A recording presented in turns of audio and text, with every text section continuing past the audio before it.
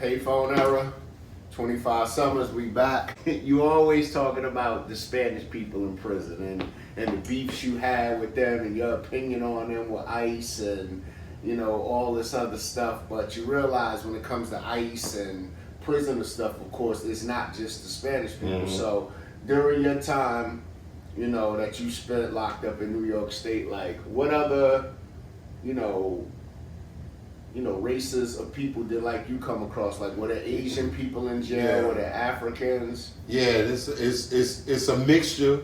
It's a mixed bag of all nationalities.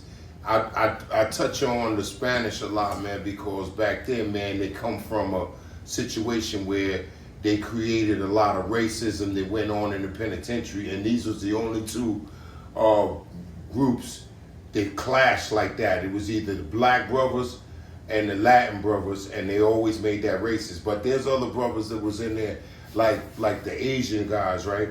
The Asian guys was a lot about different. They was different. They demeanors different. They didn't fraternize with everybody, man. It was a couple Chinese brothers at the time. We called them dudes flying dragons, man. Ain't nobody really fuck with them niggas. You know why? Because we done seen the movies, man. You pull your knife out on one of them, man, you might be laying on your back and tapping out fucking with them niggas, because it seemed like they all knew some type of martial arts or whatever, but they stayed to themselves. But they are dangerous people, man, and that's why it was so few of them in the penitentiary. Whether the numbers grew now or not, but in my time, I can only remember like 2 or 3 Chinese brothers, and they had a lot of respect and a lot of people feared them in the penitentiary. Where, okay, a question. So where were you with them? Where were you locked up with them? I was on Rikers Island with them, man, back in '85. Mm-hmm. And at the time, it was 2 of them, and they was part of a gang called the Dragons. And they was from New York City, and everybody knew about them, man. And for the stigma with them was that they knew martial arts or whatever.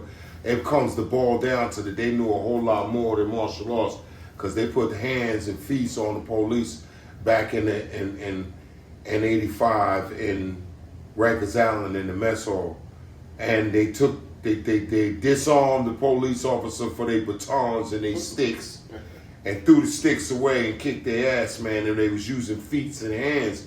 So like I was saying before, yeah, it's a great possibility that them Asian dudes study the arts, man, and that's a known stigma in the penitentiary. So they didn't really get people that mess with them on a regular or none of that. You get a police or 2 to single them out. So being that it was only a few of them, did they run with any other races of people, or did they stay to themselves? And surprisingly, they didn't run with nobody. They stayed amongst themselves, and they was good. They was good, and one of the few races that I witnessed that did that, where they stay amongst themselves. Everything they did is just 1 or 2 of them, and that was it. And they in the jungle amongst 100 blacks, 100 Puerto Ricans, 100 Mexicans, 100, Haitians, and all of these people, man, got shady character backgrounds, man. And the Chinese knew about 2 things, man. If you fuck around with them Chinese dudes, man, 9 times out of 10, man, you're gonna have to kill one of them dudes, because your chances on being laying on your back, man, and knife gone and everything, they done disarmed you and put hands and feet all upside your head and shit, is a great possibility with them. And I've seen them put work in, but they surprisingly, they stay by themselves. They don't flock towards the white brothers in the penitentiary, or the Latin brothers in the penitentiary, or the Muslims, or none of that. They never did none of that. They just stayed with themselves. So did they have like special food restrictions and shit, or they just ate what everybody else ate up in there and all that? Because the Chinese dudes that I knew, man, they wasn't trying to go around eating all that meat and all of that mystery meat and stuff they serving us at chow and all the time. If you seen a Chinese dude, he will be going on the kosher line to eat. The kosher line is the stuff that's been blessed by the rabbi. It's, fish. It's a lot of kosher and wholesome stuff, man, that the meals are fairly well, a lot better than the ones that we get regular. So if you had a card for kosher, you got the processed cheese that was hermetically sealed, the lunch meat that's hermetically sealed, the good soups that was they give you celery, and they give you fruits and vegetables and real stuff by way of rabbi, man, they're dealing with the kosher people. But so the Chinese didn't really eat too much of our stuff. If you seen them, they had the kosher diet. So speaking of the rabbis, was you locked up with any Jewish dudes? Yeah, the Jews that were original. I mean, no offense to nobody, but original, not come in and converted like they came. Yeah. in. Yeah. There's a lot of Jew brothers that was in there, and they wear the yarmulkes on their heads and all of that, and they have classes to that. And surprisingly, they get treated by the administration a lot better than other organizations in there because of they have a live rabbi on scene all the time in the penitentiary. But it's prison. So why do they need special privileges? They don't really get the special privilege. What it is that the Jews always niche themselves out in our country history anyway, the special part of our history, whether it was law enforcement, whether it was political, whether it was commercial, whether it was dealing with residential. So they have respect in prison. They got it's safe to say they got respect too, because they non-violent, they peaceful people. They're not trying to get with the prison jogger, sell this or scheme them out of this or do none of that. They was wear their yarmulkes, man. They go to their classes, man, and when they time they get the best food. When we all go to the mess hall at the same time, they on a separate line. And what you see them coming off with their food and stuff in a styrofoam tray, and it's probably something that looks a whole lot more edible than what we get. And where were you with them at? Everywhere. Upstate in prison? Yeah, upstate in prison. What would their charges usually be? You familiar? Did you have any contact or communication with them? It's a few bad apples that fall from the bunch from every race and every group. Okay. So, they might be guilty of committing some of the most hideous crimes, down from robberies like the things that we do, or stealing some type of money from the system or the government, or one of those type of crimes that falls under the New York statutory statute, and then you would get sentenced and cop out a plea or go to trial and get sentenced to time, and then you go upstate right along with a lot of all of us. What I mean by us is the ones from these urban areas and stuff that cop out to robberies and murders and burglaries and stuff like that. But yeah, the Jews is up in there too, and surprisingly they committing crimes too.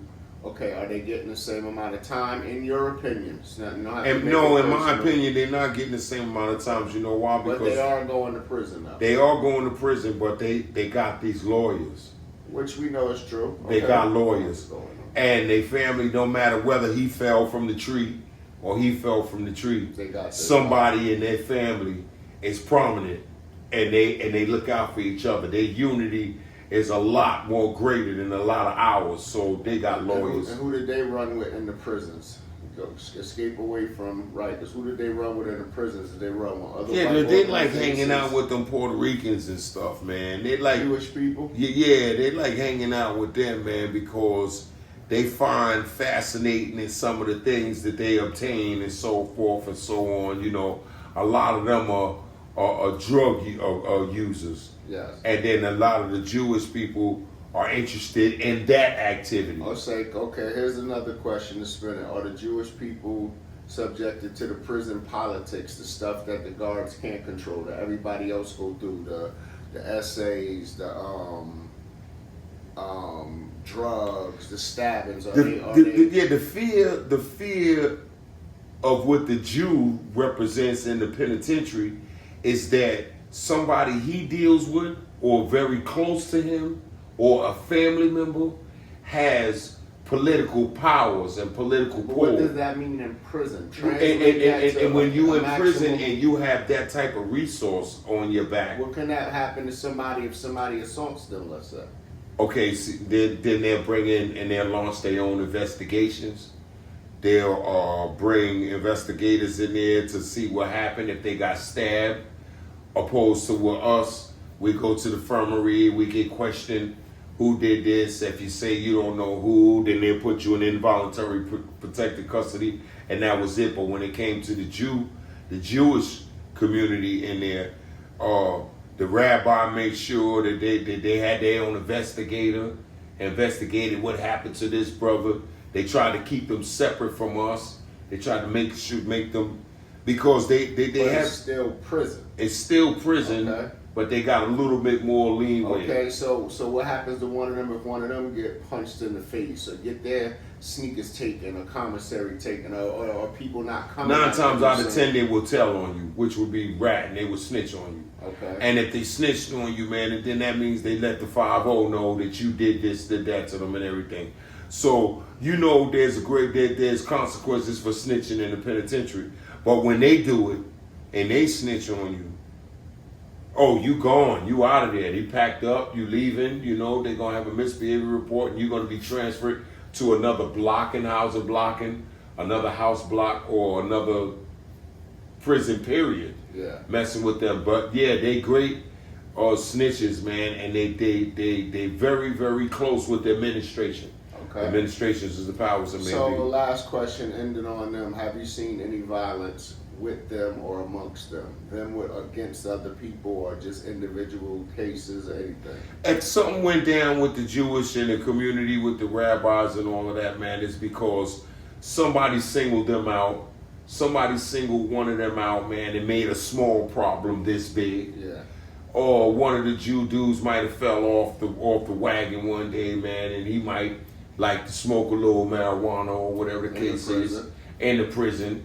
And you know, no one's perfect. You know, there's nothing new under the sun, man. They all participate in it and partake in it. But then when it's found out by other brothers, we call these varmints, man. We call these thieves and these pirates and these different types of race of people that look for weaknesses in other people and other races so they can take advantage of them. Like the Haitians will look for a weakness in the Jew boy and the Jews and the rabbis. Or, you know, a lot of Puerto Ricans will look for weaknesses in them. But they run with them, you said before. Yeah, and everybody's being used for their own personal gain, you know. So now the Jew guy, he ain't got no problems with nobody in the penitentiary because he's coming in peace. But if you rob him or vandalize him or do something to harm him, he knows for a fact that it's going to be taken care of because they very tight with the administration.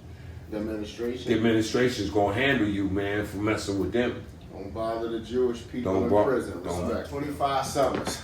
So, different races of, you know, people in prison. It was funny that you mentioned to me that you said, you know, Jewish people was, you know, cool with the Puerto Rican people, but, you know, you had problem with Puerto Rican people in prison because, you know, like how they move or whatever you feel like, you know. You said they was like nitpickers, but they was protecting the Jewish people on the low end. Yeah, they look for weaknesses in the Jewish people and they exploit that, and they harbor them. And what I mean by that is that, okay, they'll see a Jewish guy and he might have a problem where he might smoke a little marijuana, sniff a little dope, but he got access to resources where he could provide these type of things. They'll keep him under the wing, close to them, and do that. But what I mean by when they nitpick, it's like, in my whole experience that I had within the penitentiary, right, out of all races of people, it was the Latin ones. And what I mean by nitpick is they'll look for small things to try to exploit you with. Like, they'll be, they thought that their race was superior over black people anyway, so they made it a racial thing. So then they'll nitpick at you, like you might have on the nice sneakers and you getting your visits and you going down on a visit every week and your family coming to see you and they leaving you money, and that means your commissary, you're buying stuff, and they looking at this. So they'll use that, what I mean by nitpick, and see something that they wanted to get at you, and then they'll try to press you in one way, bump you in the hallway, you know, send you or write you a little message, man, to scare you up, to see how you react to it. And once you fold to it, then they got you, man, and then they move in for the kill, man. So I never liked it, those type of race of people anyway, man, because 9 out of 10 of them were like that. And I do have some real good comrades that I consider Hispanics and all of that. They was real hard, real people from the beginning. What made them better than all the ones you had a problem with? Because their morals and their principles was different, man. They didn't run around nitpicking and looking for weak fibers in people to capitalize off of someone, and he's too scared to be in prison. He committed a crime not knowing what it was going to be like when he got up in the penitentiary, and now that he sees it all, he's scared to death because this is the most scariest time of his life. The Hispanic guy see the fear in him, and they'll capitalize off of that and try to be. That everybody though in prison to prisons, everybody weak, every race. I've seen the blacks do that to people too. You're right. I've seen blacks do that to people too, and I've seen the Haitians do that to people too, and everything. So the weak get preyed upon. It does. But in my experience, and keeping time with my era in the penitentiary in the early '80s and all of that, there wasn't that many different types of groups and organizations. So it was basically a thing with if you were a black brother, not the 5 boroughs, your chances on getting into a squabble or a problem, and it was with a Hispanic. And at the time, man, Puerto Ricans made up about 60-70% of the population of Hispanics in the penitentiary. Later on came Mexicans, which was Indians too, just like the Puerto Ricans is Taino Indians, the Mexicans are Aztec Indians, you know, the Dominicans is a different type of Cherokee Indian, and then the Colombians and all these people are Indians, but they came later on. But in my experience, it was the Puerto Ricans and the black brothers, man, out the 5 boroughs, and they always clashed. And they clashed because of the groups. They clashed in prison. What about on the streets before you went? Did y'all clash on the streets? You said the Bronx was full of Spanish and black only when you were... You know, when you were growing up and then you out in a free society in the street, this is how I learned Spanish. This is how I learned how to speak Spanish, because somebody babysitted me, man, Miss Alvarez, and that was a Hispanic family, and they was Puerto Rican, so it's a lot of Puerto Rican running through our veins, man, whether you was birthed into it. How did y'all clash on the streets versus prison? We didn't really clash on the streets too much, man. The thing in the prison clashed in the prisons because the prison had a stigma.